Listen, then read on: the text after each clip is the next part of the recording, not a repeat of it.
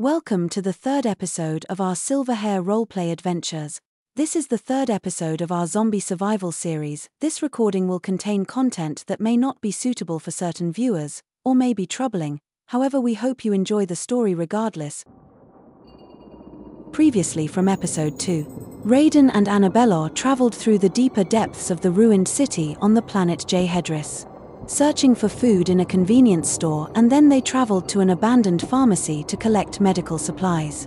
Where the scene opens now. I hear your quiet movements, and with my backpack, I rush over to your side. What's up, Bella?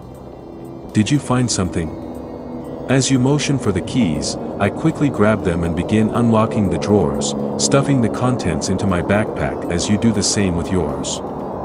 We're making great progress, I whisper, trying to sound confident. Just a few more minutes and we'll be out of here.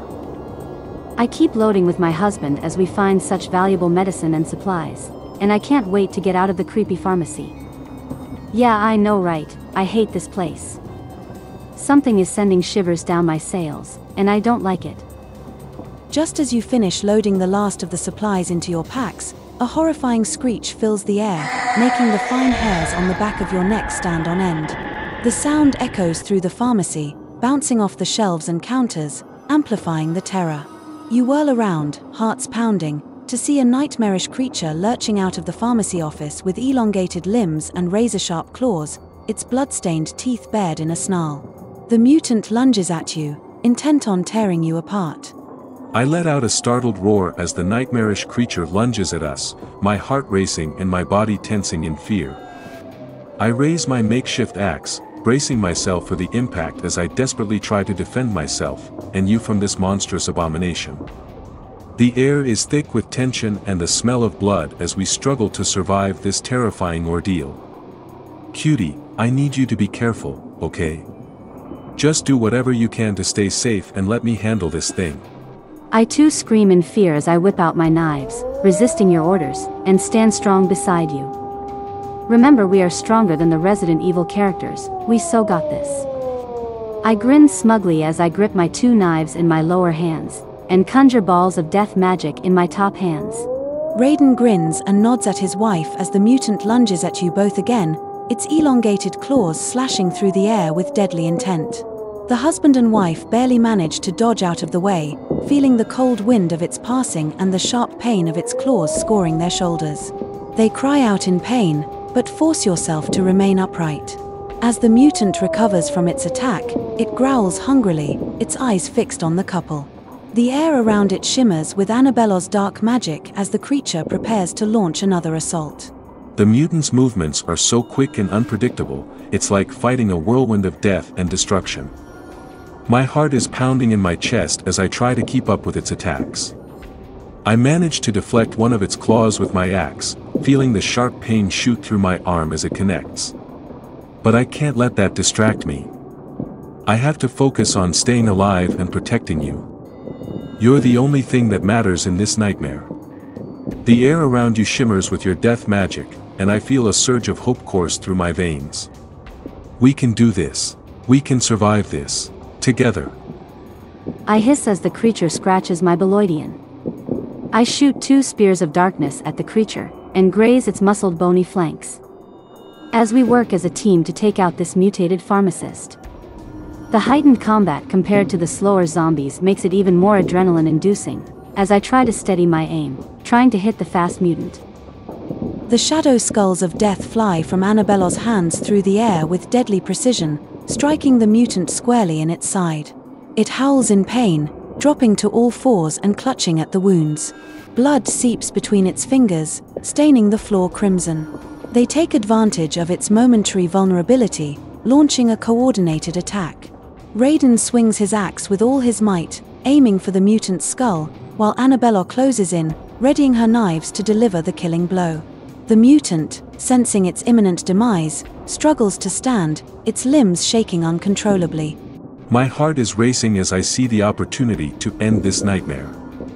I swing my axe with all my might, aiming for the mutant's skull. The blade connects with a sickening thud, and the mutant's head snaps to the side, its eyes rolling back into its head. With a final gurgle, it collapses to the ground, motionless. I turn to you, relief washing over me in waves. You did great, I say, my voice hoarse from exertion and fear. We did it. We killed it. My eyes dart around the room, making sure there aren't any more of those monsters lurking in the shadows. I pant and look back at you smiling as you finally gave mercy to the mutated pharmacist, as blood oozes out from its accursed body.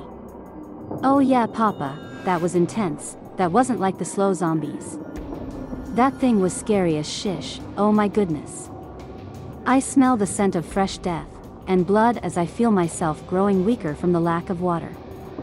And I lose my balance and hit one of the pharmacy shelves leaning against it, my forearms sluggish as I drop my knives. Seeing you lean against the shelf, I quickly hurry over to you, concern etched on my face.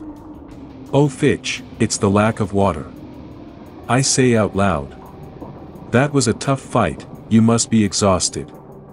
I reach out to steady you, my hands gently cupping under your upper arms helping you up. Here, let's get you some water. We should probably rest for a bit before we keep going. I glance around, my gaze falling on a small table in the corner of the room. There's a gallon of water. I make my way over to the table, grab the gallon, before bringing it back to you. Drink this, I urge you, purring deeply, offering it to you with a worried expression. I drink the gallon of water down so fast.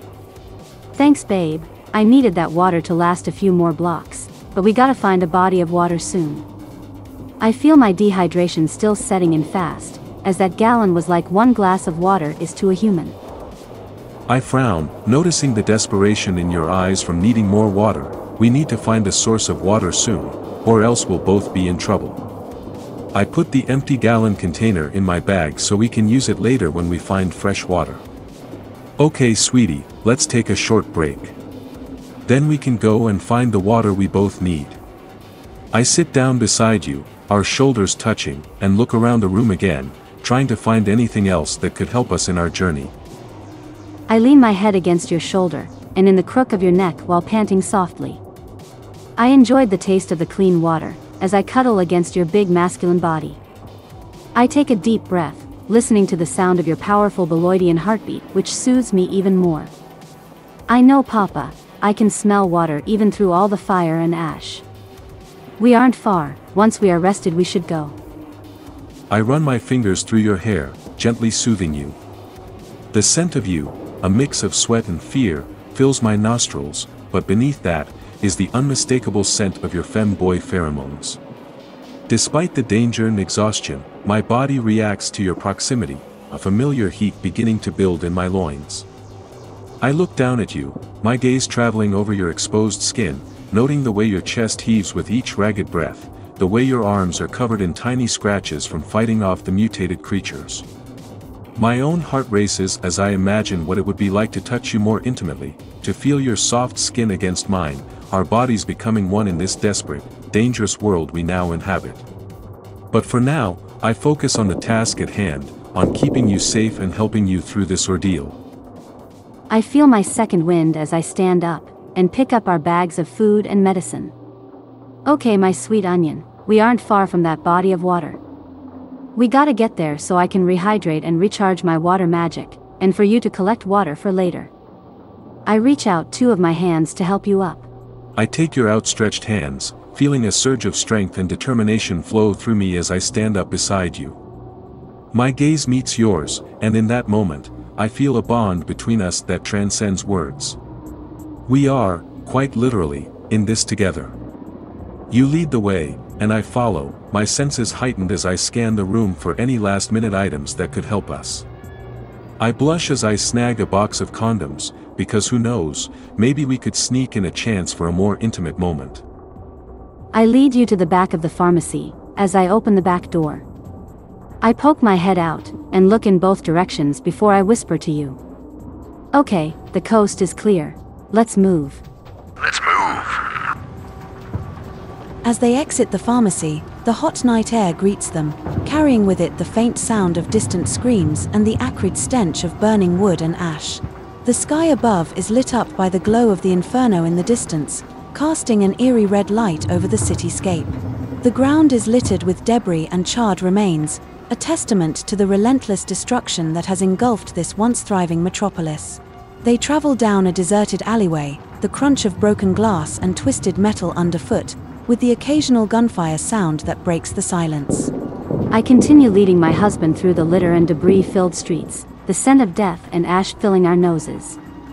However, through the thick of it all, I could smell it, like an animal smells its food. It was water, and I could feel my heart race with excitement as we were getting close. I couldn't wait to rehydrate my parched merfolk skin. I stopped at the corner of a building and held out my 2 right hands, signaling my husband to stop.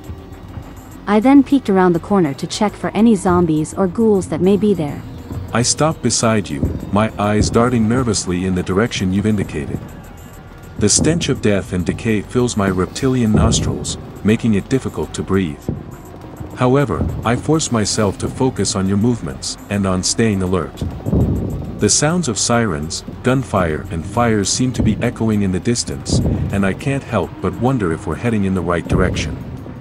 I glance at you, trusting that you know what you're doing, that your instincts will guide us to water. Your hands, all 4 of them, even in this apocalyptic hellscape, are still so beautiful. I find myself wishing that I could reach out and take them in mine, to reassure you, to tell you that we'll get through this together. I use 2 fingers to point at the alleyway across the street, as being the direction we need to run. I then turn and signal with 3 of my hands. There are 15 zombies in the street. I take a deep breath and focus on being silent. I lead you onto the zombie-filled street, ducking behind cars to get to the other side, trying not to be seen or heard. My heart pounds in my chest as I follow you across the street, ducking behind cars and trying to remain as silent as possible. The weight of the world seems to press down on me as I watch your movements, my senses on high alert. The zombies shamble aimlessly in our direction, their eyes vacant and their skin gray. They seem to be attracted to the sound of our footsteps, and I try to control my movements, to make them as quiet as possible. Your hands guide me, directing me where to go and when to stop. I trust you, Snookums, and I know that we'll make it through this as husband and wife. I squeeze your hand behind the rusty corpse of an SUV, before I quickly lead you past the open street. We travel behind more broken cars, trying to avoid the zombies at all costs. At my current dehydration level, I am too weak to keep fighting. Normally I can fight for hours. However, the atmosphere of the burning city, the fires, and heat cause me to dehydrate faster than normal. For I literally am a fish out of water. My stomach lurches as I almost trip on something before we get to the next alleyway.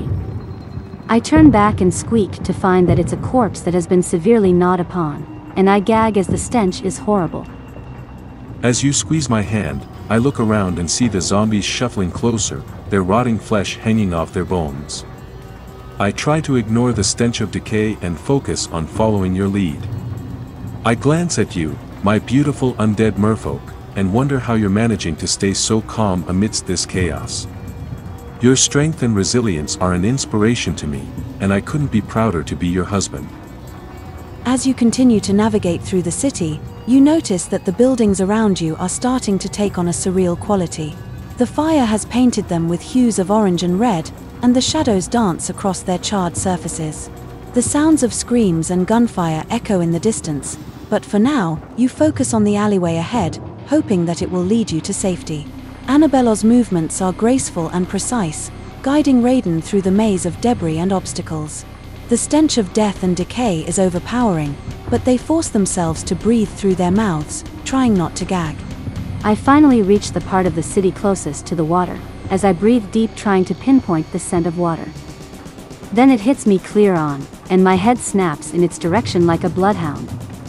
Got it, babe. We are so close to the water, I can taste it now. Once I hydrate, I'll be right as rain. Then we can keep going. I look up at the black and red sky, raining ashy snow. God, I don't even know what time of day it is. It's probably getting late. I follow your gaze up to the sky, my eyes narrowing at the sight of the ash snow. Time seems to have lost all meaning in this hellish world. The alleyway we're in is relatively clear of zombies, but the occasional moan echoes through the darkness, reminding us that we're far from safe. I nod in agreement, anxious to reach the water and rehydrate. I lead you down the curving street lined with dead trees that once bloomed. There were lines of cars, abandoned from the initial outbreak of the infected. Their burnt, decaying metal corpses either empty, or filled with charred bodies inside of people who weren't fortunate to have escaped in time when the bombs fell. Then we see it, the big pool of water in the center of the city, and I take a sigh of relief. Oh my God, there it is, big beautiful water. I start running towards the edge of the lake. I follow you, my legs burning from the exertion and dehydration.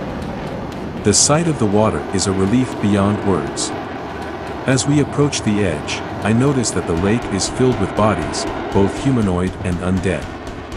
They are just floating listlessly. The surface of the water is covered in a thin layer of ash and other garbage and debris, making it look like a giant, bloody mirror. I swallow nervously, wondering how safe it truly is to dive into this toxic soup. I growl angrier than I've ever been, as I kick a rock which flies towards the dead water, and smacks a floating zombie in the head, making it groan in annoyance. Fut, fuddy, fut fut. I exclaim, my frustration and my heart racing. Why the fut does this have to happen to us? I look at you crying, the fear of my dehydration is getting worse. Raiden. I don't want to die. Again. I wipe the tears from your cheeks, as I purr, trying to comfort you as best I can. Hey, we'll be okay. We just need to find a way to get clean water. Maybe we can try to filter some of this. My voice trails off, not sounding nearly as convincing as I hope. The horror of our situation weighs heavily on my shoulders, and I'm struggling to find a way out of this nightmare. As I hear you mention filtering the water as you comfort me, my face lights up with an idea. Holy fitch. Raiden, you're a genius. Okay Papa, this may sound crazy, and kinda gross, but my gills are natural filters. I think I can use them to filter this water for us. I blink, taken aback. Your gills. You mean you can filter this toxic water? That's amazing. I stare at you in awe for a moment, then shake my head. Of course. That's brilliant. Let's do it. Whatever you need me to do to help, just say the word. I look at my husband and blush. Well darling, to not dirty my clothes, I have to take my shirt off so I can filter the water more effectively. Since I'm undead, the ash and zombie virus won't affect me, but I have to expel the waste from my gills by blowing them out. Just find some containers to catch the clean water, and keep me safe while I filter this. I swallow hard, feeling my heart race as you explain what you need to do. I nod, trying to appear nonchalant. Of course, my love. I don't mind in the slightest. I just want you to be hydrated. I glance around, looking for anything that could serve as a bucket. I see some debris with concave surfaces to use to collect the filtered water and place them on either side of you to catch the water. I'll keep an eye out for any more zombies while you filter the water. I take off my borrowed military shirt down to my pink bra. You see my forearms, blue skin, and potbelly shining with sweat. I kneel down and start gulping large amounts of water. Then I start to filter it. You see the water go in black with blood, but start pouring out of my gills, clean and clear. I wince from how awful the toxic water is, and I retch from the taste. Oh God, this is nasty as shish. As I watch you kneel there, my heart clenches in my chest. I want to rush to your side, to protect you from this disgusting, horrifying ordeal. But I know I can't. I have to stay strong for both of us. I take the makeshift buckets and carefully place them on either side of you, catching the clean water as it pours from your gills. I can't help but notice the way your skin glistens with sweat, the way your muscles strain as you force the water through your gills. It's a sight that fills me with both fear and awe. After filtering many gallons of water, you move the fresh water away. I pinch my nose as I blow really hard and fast. Really hard and fast. As large glops of black slime shoot out of my gills a few feet away on either side. Oh God, grouse, that was so fucking disgusting. I pretend to say. Then I look away with a grin of evil glee.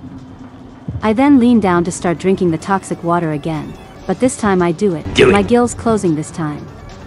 The sight of me drinking the water without filtering it this time shocks you deeply. As you watch your wife willingly drinking down the horrible water in this lake, mixed with death and disease. I watch in horror as you lean down, your gills closing in preparation to drink the unfiltered water. My mind races, trying to think of a way to stop you, but my body moves on its own. I lunge forward, grabbing you by the shoulders and roughly pulling you back. Snookums, no. I shout, panic rising in my voice. You can't do that. You'll kill yourself. My hands tremble where they grip your shoulders, as I struggle to contain my fear. My cheeks are full of the poisoned water, as I look up at you and gulp it down. Then I grin, showing my bloody teeth from the water, blood dripping down my chest and cleavage. Silly head, I'm undead, remember? These poisons and stuff don't affect me. In fact, this toxic water actually gives me more power. I say before I keep drinking a few more gulps. It's recharging my death magic as well as my water magic. It's like a 2-for-1 package. As you go on to drink a few more gulps, and as I watch you, the sudden realization of your words washes over me. I smack my dinosaur muzzle, cursing my own foolishness. Of course. You're undead. Sorry about that, I've just been so afraid because of this whole situation. I then feel my heart relax as you grin up at me, revealing your bloody teeth. Holy hell, babe, you're so freaking sexy when you act all evil. I say to you, grinning deviously. I finish wiping my lips and chest of blood, as you see my skin start to revitalize and rehydrate. Suddenly all my sweat goes away. I then put back on my military jacket as I sigh with satisfaction. I look into your blue eyes, stopping a few buttons from the top as I blush. Now Raiden, should I leave my cleavage open, or would it be too distracting for you to see my male boobs all gleaming and plump? I eagerly await my gay Beloidian's reaction. I look into your eyes, and I see the blush creeping up your neck as you stop a few buttons from the top of your jacket. You think showing me your cleavage is distracting? I feel my own cheeks flush with a rush of heat. I can't help but stare, unable to tear my eyes away from the plump, gleaming orbs before me. My heart pounds wildly in my chest, and I can feel myself growing hard, from the hotness of my femboy wife. I see your red face flush. So it's too distracting, right? I should finish buttoning them up. I ask, reaching to finish buttoning them up as I smirk seductively. I shake my head, still unable to tear my gaze away. No, I manage to croak, my voice barely audible over the pounding of my heart. No, it's not too distracting. My hands shake as I reach out, gently brushing one of your fingers aside. I lean in closer, my lips mere inches from the soft, blue skin of your exposed neck and gills. You look beautiful, I whisper, and purr deeply, my breath sending a shiver through you. I blush harder, and moan softly, feeling your hot Beloidian breath on my girly neck. I hug you tight with all four of my arms, feeling myself squish into your big belly. Oh baby, I love you so much. I know we will survive this as Mama Merfolk and Alpha Rexy. I hear your big heartbeat pounding in your giant chest. And I look up into your handsome T-Rex face. My eyes shining with a shish ton of love and affection that stretches between all the universes. I close my eyes, savoring the feel of your body pressed against mine. Your scent fills my nostrils, making it difficult to think straight. As you look up into my face, I can't help but smile, revealing my fangs. You're right, I say, my voice low and throaty. No one can stop Merfolk and Alpha. We'll make it through this together, my plum tomato. We'll make it out of here, and we'll find a way back to our home. To our children. Man, I have to say, we picked hell of a spot for a vacation, huh? We both laugh, ready to face whatever challenges come next, whatever they may be. Thank you so much for listening to episode 3 of our audio roleplay adventure Zombie Survival series. We especially thank our friends and family if you listened to the end. If you like our story and want to keep following it, and our other Gmod cinematic universe, please subscribe to us. It means the world. Also, hitting the like button also helps this video get seen by others. Thanks again so much. We will see you in the next exciting episode of our Zombie Survival Roleplay series.